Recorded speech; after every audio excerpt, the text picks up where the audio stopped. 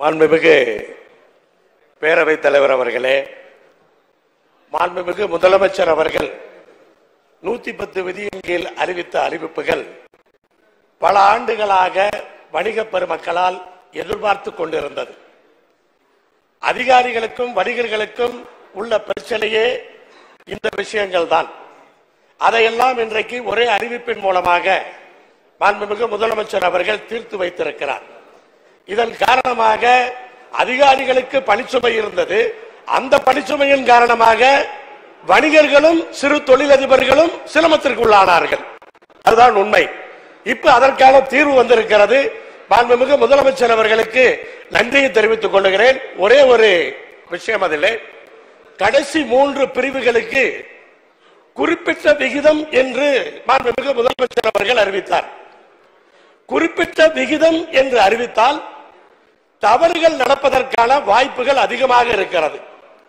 அரசாங்கமே ஒரு விகிதத்தை குறிப்பிட்டு செய்தால் இல்ல, கொஞ்சம் தயவு பண்ணி வரவேற்று அமர்ந்தேனாலே ரொம்ப சந்தோஷம். பரிந்துரை தான், நிறைய டிபேட் இருக்கு. அது முடியுமானால் நீங்கள் பரிசீலிக்க வேண்டும்.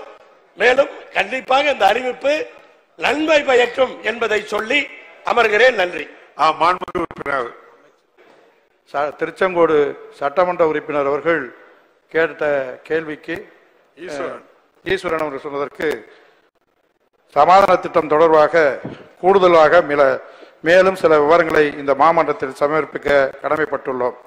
ஜிஎஸ்டி சட்டம் அறிமுகப்படுத்துவதற்கு முன்பாக தமிழ்நாட்டில் மதிப்பு கூட்டு வரி சட்டமானது 2006ஆம் ஆண்டு அறிமுகப்படுத்தப்பட்டது.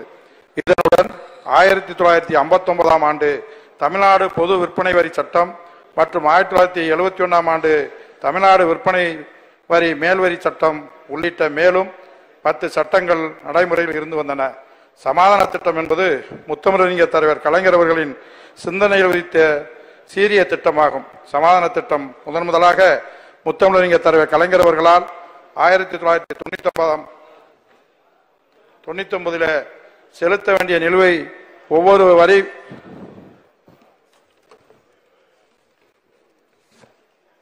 ஆண்டு அறிமுகப்படுத்தப்பட்டு அதற்கு பின்னால் 2002ஆம் ஆண்டு 2006, 2008, 2010 மற்றும் 2011 ஆகிய ஆண்டுகளில் சமாதான திட்டம் செயல்படுத்தப்பட்டு அதன் மூலம் வணிகர்களின் நீண்டகால வரி நிலுவைகளை கணிசமாக குறைக்கப்பட்டுள்ளது.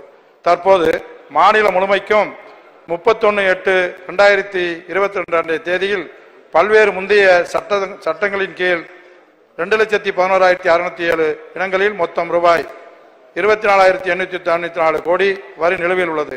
வணிகர்களின் நலனை அக்கறை கொண்டுள்ள நமது அரசினை பிற மாநிலங்கள் வியக்கும் வகையில் வழிநடத்திக் கொண்டு வரும் மாண்புமிகு தமிழ்நாடு முதலமைச்சர் அவர்கள் இதுவரை இல்லாத அளவிற்கு பல புதிய சலுகைகளோடு பழைய நிலுவைத் தொகைகளை வசூலிப்பதற்காக புதிய அணுகுமுறைகளான சமாதான திட்டத்தினையும் அறிவித்திருக்கிறார்கள். இந்த திட்டத்தின் கீழ் வரி நிலுவையில் வைத்திருக்கும் வணிகர்கள் 5 பிரிவுகளாக பிரிக்கப்படுகின்றன. முதலாவதாக ஒரு வரி விதிப்பு ஆண்டில் ரூபாய் 50,000க்கு குறைவான வரி, வட்டி, அபராத தொகை செலுத்த வேண்டியவர்கள். இவர்கள் பெரும்பாலும் சிறு வணிகர்கள் செய்யும் எளிய வணிகர்களாகவே இருப்பார்கள். இந்த வணிகர்கள் செலுத்த வேண்டிய வரி, வட்டி, அபராத தொகை ஒரு வரி விதிப்பு ஆண்டிற்கு ரூபாய் 50,000க்கும் குறைவாக இருந்தால் அது முற்றிலுமாக தள்ளுபடி செய்யப்படும் என மாண்புமிகு முதலமைச்சர் அவர்கள் அறிவித்துள்ளார்கள். ரூபாய் 50,000க்கு மேல் வரம்பானது ஒவ்வொரு வரி விதிப்பு ஆண்டிற்கும் பொருந்தும். அதாவது ஒரு எளிய வணிகர்கள் அவர்கள் செலுத்த வேண்டிய நிலுவை ஒவ்வொரு வரி விதிப்பு ஆண்டிற்கும் தனித்தனியாக ரூபாய் 50,000க்கு உட்பட்டு இருந்தால் அது முழுமையாக தள்ளுபடி செய்யப்படும். இது போன்றொரு சலுகை வழங்குவது தமிழக வரலாற்றிலே இதுதான் முதல் முறையாகும். இதன் கீழ் சுமார் 1,40,044 இடங்களில் தொடர்புடைய ஏறக்குறைய 1 லட்சம் எளிய வணிகர்கள் பயன்பெறுவார்கள். மொத்தம் ரூபாய் 147 கோடி நிலுவையில் முற்றிலுமாக இவ்வினங்களின் பொருட்டு தள்ளுபடி செய்யப்படுகிறது. வரி நிலுவை செலுத்த வேண்டிய எஞ்சிய வணிகர்கள் ரூபாய் 50,000 முதல் 10 லட்சம் வரை நிலுவையில் உள்ளவர்களுக்கு ரூபாய் 10 லட்சம் முதல் ரூபாய் 1 கோடி வரை வரி நிலுவையில் உள்ளவர்களும், ரூபாய் 1 கோடி முதல் 10 கோடி வரை நிலுவையில் உள்ளவர்களும் மற்றும் ரூபாய் 10 கோடிக்கு மேலாக நிலுவையில் உள்ளவர்கள் என 4 வரம்புகளில் கீழ் கொண்டு வரப்படுகிறது.